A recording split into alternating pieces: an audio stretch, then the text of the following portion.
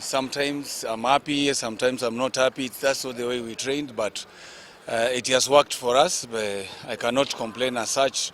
So for me, as by now, I have to accept what the results and the outcome. No, I think that you have seen that almost 50% of the team is renewed regarding injuries and regarding suspension. So we didn't concede, clean sheet. Now we didn't score. We were much more better in second half, but the final score is 0-0.